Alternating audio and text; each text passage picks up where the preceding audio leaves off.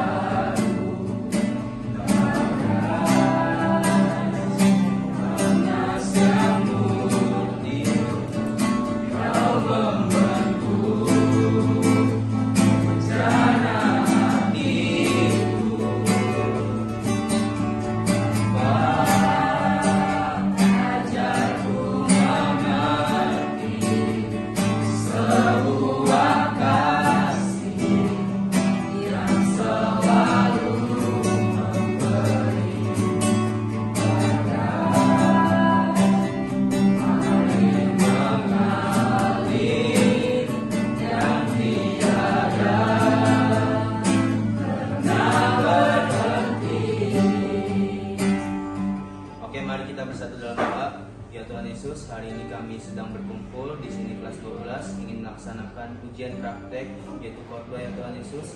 Pimpinlah dari awal pertengahan sampai akhir. Kiranya Engkau membantu kami untuk apa yang kami sampaikan khotbah di hari ini ya Tuhan Yesus. Berkatilah juga Bu Dia yang telah menilai kami dan mengasih nilai buat tugas agama kami ya Tuhan Yesus. Dalam nama Tuhan Yesus, Bapa, Putra, Roh Kudus. Haleluya, amin. Shalom semuanya, perkenalkan nama saya Renat William dari 12 IPA 4. Pada kesempatan kali ini Tuhan mengizinkan saya untuk menceritakan firman Tuhan. Saya di sini mengambil tema khotbah saya yaitu doa adalah gaya hidup orang percaya.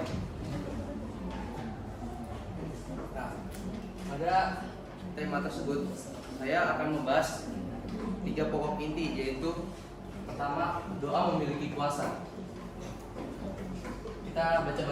Kita baca bareng-bareng ya di Yakobus 5 ayat 15 sampai 16. Itu doa. Dan doa yang lahir dari iman akan menyelamatkan orang sakit itu, dan Tuhan akan menyembuhkan dia. Dan jika ia telah berbuat dosa, maka dosanya akan diampuni. Karena itu hendaklah kamu saling mengaku dosamu dan saling mendoakan supaya kamu sembuh. Doa orang yang benar bila dengan yakin didoakan sangat besar kuasanya. Nah, dari ayat ini saya percaya bahwa doa itu mempunyai kuasa. Nah, ada kuasa di dalam doa. Doa itu bukanlah sebuah mantra ataupun sebuah rumusan untuk memanipulasi Tuhan agar melakukan apa yang kita inginkan. Doa itu adalah hubungan kita atau komunikasi antara kita dengan Tuhan. Nah, maka doa itu adalah hubungan dengan Tuhan, sikap dan hati kita itu menjadi hal yang perlu diperhatikan. dari ayat yang kita baca ini, kita bisa simpulkan. Pertama, doa yang lahir dari iman maksudnya apa? Kalau hati kita tenang, penuh dengan iman dan bersih, doa itu akan menjadi kuasa. Kedua, doa orang yang benar artinya apa? Doa orang yang lahir dari sikap hati yang benar sesuai dengan firman Tuhan. Lalu dikatakan saling mengaku dosamu. Nah, artinya kita harus mempunyai hati yang beres. Dan sekali lagi, karena doa itu adalah hubungan atau komunikasi kita antara Tuhan, kita sebagai anak-anak Tuhan harus memperhatikan hati dan sikap saat berdoa kepada Tuhan. Lanjut, yang kedua, doa sesuai kehendak Tuhan akan dikabulkan. Nah, kita baca lagi 1 Yohanes pasal 5 ayat 14. Itu 2, 3. Dan inilah keberanian percaya kita kepadanya, Yaitu bahwa Ia mengabulkan doa kita jikalau kita meminta sesuatu kepadanya menurut kehendak-Nya. Nah, ini menyatakan ada sebuah janji bahwa jika kita berdoa sesuai kehendak Tuhan, Tuhan akan mengabulkan doa kita. Ternyata untuk percaya itu juga butuh keberanian. Nah, dari mana sih keberanian itu berasal? Keberanian ini kita berasal dari lahir. Jadi kita sebagai anak-anak Tuhan bisa berani percaya bahwa Tuhan itu mengabulkan doa kita, walaupun doa kita mengabulkan doa kita kalau doa kita sesuai dengan kehendaknya. Lanjut di ayat yang ke-15. Dan jikalau kita tahu bahwa Ia mengabulkan apa saja yang kita minta, maka kita juga tahu bahwa kita telah memperoleh segala sesuatu yang telah kita minta kepadanya. Nah, maksud dari ayat ini adalah kalau kita tahu bahwa kalau kita ini yakin bahwa yang kita doakan itu pasti dikabulkan Tuhan, maka pasti kita akan menerimanya. Apa yang kita minta akan diterimanya. Jika kalau kita tahu bahwa yang kita doakan ini adalah sesuai dengan kehendak Tuhan, kita bisa berdoa dengan yakin. Dan pembahasan tadi, bagaimana supaya kita tahu kehendak Tuhan? Kita baca bareng-bareng Yakobus 4 ayat 2 sampai 3. Kamu mengingini sesuatu, tetapi kamu tidak memperolehnya.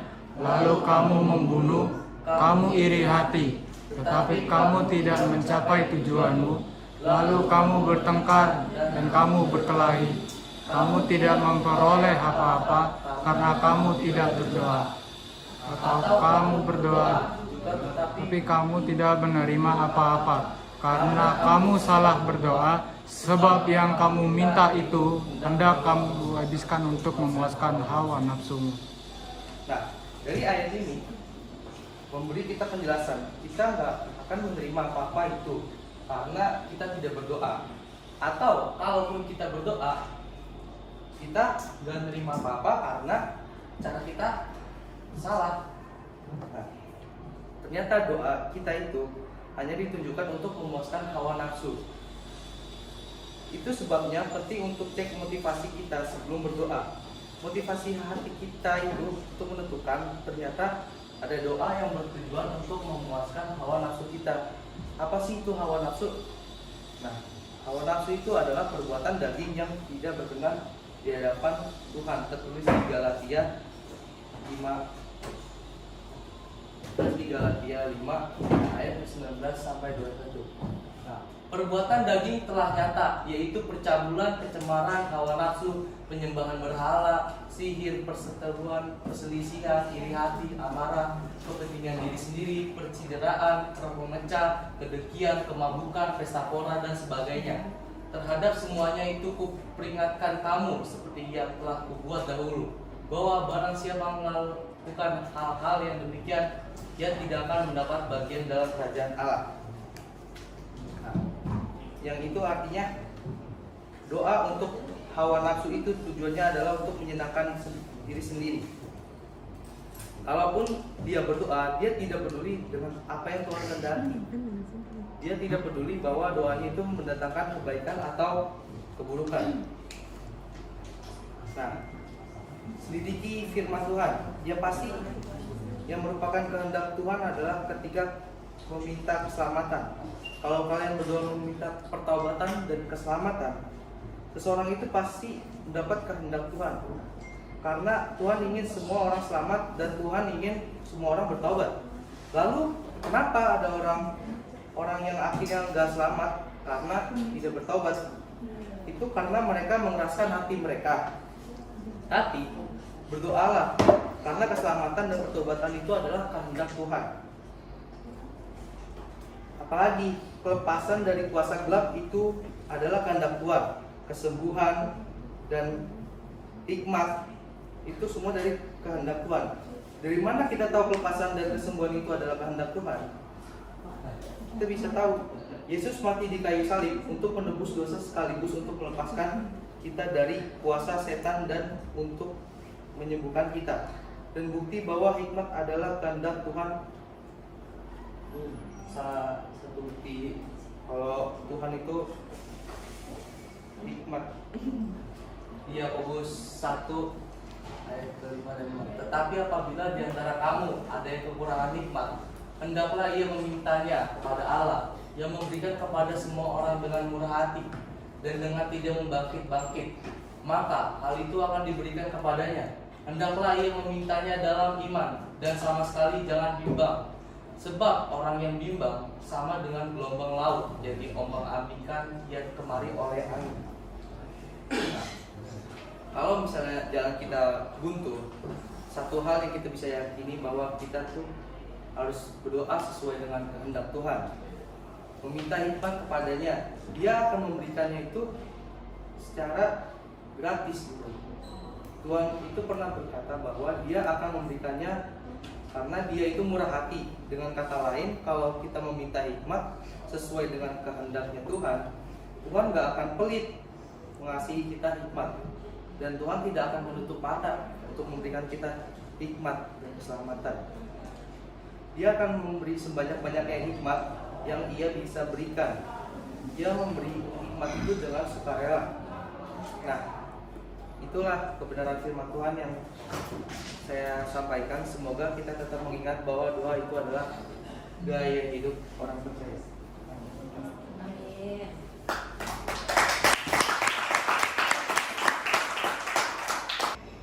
Sebelum itu kita menyanyikan, mengangkat satu lagu pujian, Bapa Sentuh Hatiku.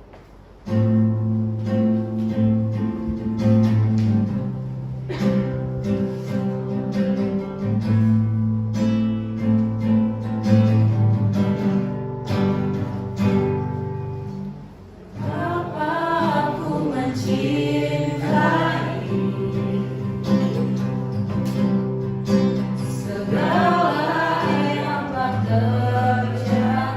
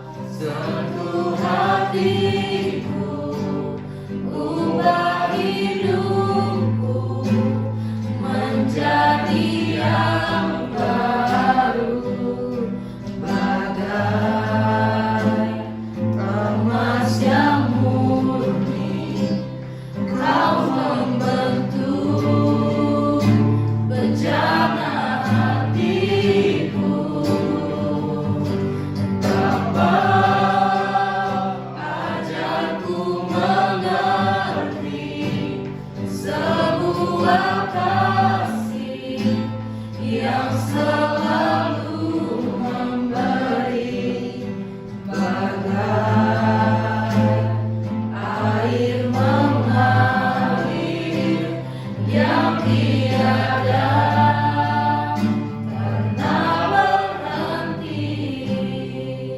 kita bersatu di dalam doa.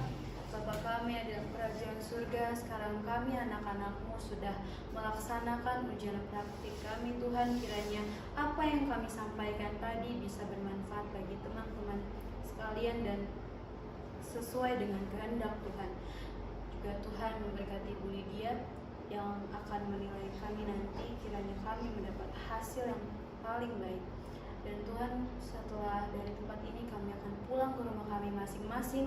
Tuhan, kiranya sertai kami dalam perjalanan agar sampai ke rumah dengan tidak kurang suatu apapun dan dengan berkat yang baru. Inilah doa kami Tuhan, dalam nama Tuhan Yesus. Haleluya, amin. Amin. Oke.